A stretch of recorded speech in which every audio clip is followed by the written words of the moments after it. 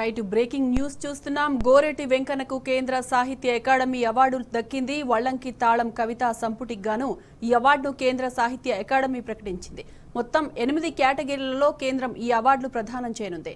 ఇక పూర్తి డీటెయిల్స్ మా ప్రతినిధి శివ అందిస్తారు. Shiva, MLC Gorati వెంకన్నకు Kendra Sahitya academy award వరించిందని చెప్పుకోవచ్చు. ఆయన రచించినటువంటి వల్లంకి తాళం కవితకు సంబంధించి కేంద్రం సాహిత్య అకాడమీకి ఎంపిక చేసిందని చెప్పుకోవచ్చు. ఇక ఇప్పటికే ఆయన ఈ పేరుతో రచించినటువంటి ఒలికిన కవనం వల్లంకి తాళం పేరుతో ఆయన రచించిన కవిత్వాన్ని కేంద్ర సాహిత్య అకాడమీ జ్యూరీ మెంబర్స్ దీన్ని అవార్డుకు ఎంపిక చేశారు. తెలుగు విభాగంలో తెలుగు కవిత్వానికి సంబంధించి ఆయనకు ఈ అవార్డు దక్కిందని చెప్పుకోవచ్చు. ఇక గోరటి వెంకన్నను కూడా మనం చూస్తా ఉన్నాం. తెలంగాణ రాష్ట్రంలో తెలంగాణ మట్టి వాసనకు సంబంధించినటువంటి అనేక రకాలుగా ఆయన చేసినటువంటి రచనలే కావచ్చు, కవిత్వాలే కావచ్చు, ఆయన రచించినటువంటి పాటలే కావచ్చు మనం చూస్తా ఉన్నాం. ఆయన ఏదైతే తెలంగాణ అస్తిత్వానికి భావ కవిత్వానికి ఆయన అత్యంత దగ్గరగా ఆయన రచనలే కావచ్చు, గేయాలు కూడా ఉన్నటువంటి సందర్భాన్ని కూడా మనం చూస్తూ ఉంటాం. ఇప్పటికే ఆయన చేసినటువంటి ఉద్యమానికి సంబంధించినటువంటి సేవగాను ఇప్పటికే రాష్ట్ర ముఖ్యమంత్రి ఆయనకు ఎమ్మెల్సీ అవకాశం కూడా కల్పించినటువంటి సందర్భాన్ని కూడా మనం చూసాం.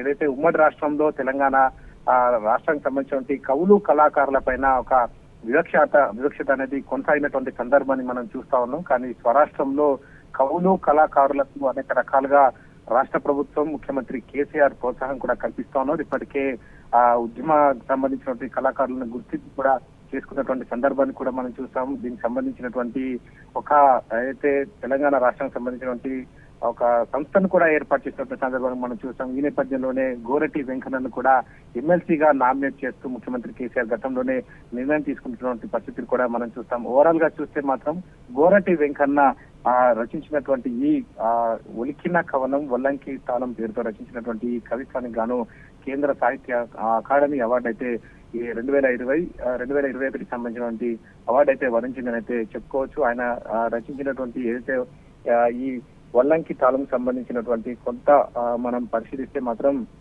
ఆయన రచించినటువంటి ఆ రచనలు చూస్తే మాత్రం చాలా అంటే తెలంగాణ మాండలికంలో తెలంగాణ రాష్ట్రం గ్రామీణ స్థాయిలో ఉండేటువంటి పదాలే కావచ్చు, మాటలు కావచ్చు, ఈ వల్లంకి తాళం కవిత్వంలో ప్రతిబింబిస్తాయన్నటువంటి అవకాశం ఉంది కూడా మనం చూస్తా ఉన్నాం. ఇప్పటికే ఆయన రచించినటువంటి అనేక గేయాలకే కావచ్చు, ఆయన రచించినటువంటి కవిత్వాలకే కావచ్చు, ఇటువంటి వాటికి అనేక రకాలుగా ప్రశంసలు కూడా పొందినటువంటి పరిస్థితి కూడా చూసాం. అయితే ఇటీవల ఆయన చేసినటువంటి రచనలు కూడా మనం చూస్తా ఉన్నాం. ఏదైతే అప్పటికప్పుడు సందర్భానుచితం కూడా ఆయన చేసేటువంటి కవిత్వాలను కూడా మనం చూస్తూ ఉంటాం. అనేక వేదికల పైన కూడా అటు ఉద్యమ సందర్భంగా ఉన్నటువంటి వేదికల పైన కావచ్చు, ఇటు స్వరాష్ట్రంలోనూ కూడా తెలంగాణ స్వరాష్ట్రం అభివృద్ధి చెందుతున్న తీరును కూడా ఆయన వర్ణించినటువంటి సందర్భాన్ని కూడా మనం చూస్తాం. ఎట్టకేలకు ఇవాళ తెలంగాణ కళాకారునికి, కవికి, ఒక గేయ రచయితకైతే ఒక మంచి గుర్తింపు లభించిందైతే చెప్పుకోవచ్చు.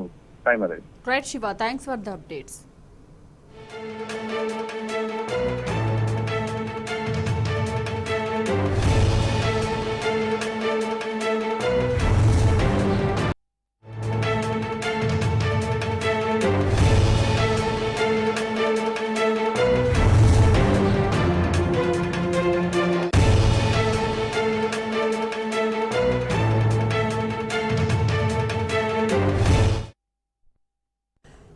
గోరేటి వెంకన్నకు కేంద్ర సాహిత్య అకాడమీ అవార్డు దక్కింది. వల్లంకి తాళం కవిత సంపుటికి గాను ఈ అవార్డును కేంద్ర సాహిత్య అకాడమీ ప్రకటించింది. మొత్తం 8 కేటగిరీలలో కేంద్రం ఈ అవార్డులు ప్రదానం చేయనుంది. ఇక ఇదే అంశానికి సంబంధించి మనతో స్పందించడానికి ఎమ్మెల్సీ గోరేటి వెంకన్న గారు ఫోన్ లైన్ లో సిద్ధంగా ఉన్నారు. నమస్తే అండి గోరేటి వెంకన్న గారు. కంగ్రాచులేషన్స్ అండి. ఎలా ఉంది అవార్డు అనౌన్స్ చేసిన విషయానికి మీ స్పందన ఏ విధంగా ఉంది? ఆనందంగా ఉందమ్మా, సంతోషంగా ఉందమ్మా. అన్నిటికంటే పాటను, వాక్య సాంప్రదాయాన్ని దాన్ని నమ్ముకొని పాలకూరి మొదలుకొని కాలేజీ దగ్గర వీరభంగం మొదలుకొని సిద్ధుల సాంప్రదాయం, శాస్త్రం మొదలుకొని గద్దరు దాకా వీరందరి తెలుగు సాహిత్యంలోని ఒక మేలి వాళ్ళ యొక్క వారసత్వానికి వచ్చినట్టు భావిస్తాం. అది నేను ఎంత వాడ నిజపు జీవులలో అని అన్నమాచార్య అంటాడు. అట్లా అవార్డు రావడం అనేది ఇచ్చిన కమిటీ, ఎంపిక చేసిన కమిటీ కేంద్ర సాహిత్య అకాడమీకి, ప్రధానంగా కేంద్ర సాహిత్య అకాడమీ వారికి ప్రత్యేక ధన్యవాదాలు వారికి ఇచ్చినందుకు. రైట్ వెంకన్న గారు, అయితే ఈ వల్లంకి తాళం పుస్తకానికి అవార్డు వస్తుందని మీరు ఎక్స్పెక్ట్ చేశారా? ఎలాంటి అంశాలని అందులో మీరు ప్రధానంగా హైలైట్ చేశారు? అందులో ప్రధానంగా అడవి నేపథ్యంలో యురేనియం తవ్వుతున్నప్పుడు ఈ అడవి కాపాడబడాలని అడవి మీద రాసిన తవ్వద్దని చెప్పి అడవి, నల్లమల్ల అడవి ప్రధానంగా అక్కడ అడవి సౌందర్యం ఒకటి. తర్వాత వెన్నెల గేయాన్ని ఒక వాక్యం కాకుండా వెన్నెలలో గ్రామీణ జీవితం నుంచి, పామర జీవితం నుంచి, లేకుంటే శ్రామిక జీవితం నుంచి చూసినప్పుడు వెన్నెల యొక్క సౌందర్యం ఉంటుందని అది వేకువ గీతం. తర్వాత నల్లతుమ్మ చెట్టు ఏదైతే ఉందో, నల్లతుమ్మ అది ప్రాణం వదిలిపోయా కానీ దొంగరం అయ్యి మేధాయి బస్తాయి లేకుంటే గాలి పడగా ఉంటది. నరుడు అన్ని ఉన్నా నా మనరుడు పీడిగా అవుతాడని చెప్పి రాసింది. తర్వాత తుమ్మల రేవనే ఊరు నీ పేరుపై తుమ్మల రాజు కట్టించిన శాసనం మీద ఉన్న పేరు కూడా పోయి తుమ్మల చెరువు అని చెప్పి అట్లా నల్ల తుమ్మ, తర్వాత పిట్ట, తర్వాత తాటి గడ్డేయాలు, తర్వాత ప్రపంచ మార్కెట్, లిక్విడ్ మార్కెట్ లో ఎగబడుతున్న మార్కెట్ సంస్కృతి రాసిన అర్థాలు ఇవన్నీ కూడా అందులో ఉన్నాయమ్మా. అవి ఉన్నాయి, దాన్ని గుర్తించిన సాహితీమూర్తుల గొప్పతనం అది అమ్మా. రైట్ వెంకన్న గారు, అయితే తర్వాత ఇంకా ఎలాంటి పుస్తకాలు రాయాలనుకుంటున్నారు? ఇంకా ఉన్నాయమ్మా. ఇంకా మొత్తం సంక్షేమం, పరిమితత్వం, ప్రశాంతం, సహజత్వం కూడా మొత్తం ఈ శ్రమంలో మొత్తం మానవ అంతరంగానికి, బాహ్యానికి వివేకంలో మనిషికి సున్నితులు కావాలా, దయ ఉండాలా, జాగ్రత్త ఉండాలా, మనం బతుకుతూ ఇతరులను బతికించే గొప్ప సంస్కృతి ఉన్నారా దానికోసమన్నా నాకు చూసిన పత్రం నేను రాస్తున్నామా లేదా. రైట్ వెంకన్న గారు, ఈ ఇయర్ మంచి న్యూస్ తో మీరు ఎండ్ చేస్తున్నారు. నెక్స్ట్ ఇయర్ కూడా మంచి సక్సెస్ సాధించాలని కోరుకుంటున్నాం. వన్స్ అగైన్ కంగ్రాచులేషన్స్ అండి.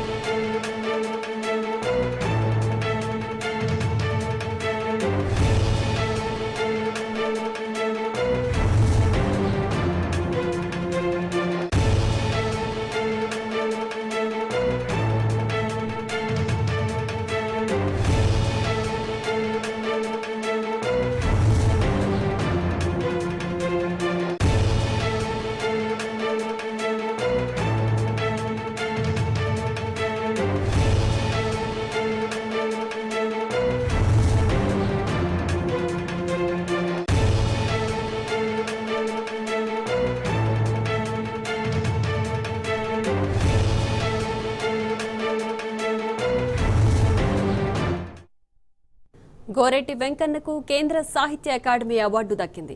వల్లంకి తాళం కవితా సంపుటికి గాను ఈ అవార్డును కేంద్ర సాహిత్య అకాడమీ ప్రకటించింది. మొత్తం 8 కేటగిరీలలో కేంద్రం ఈ అవార్డులు ప్రదానం చేయనుంది.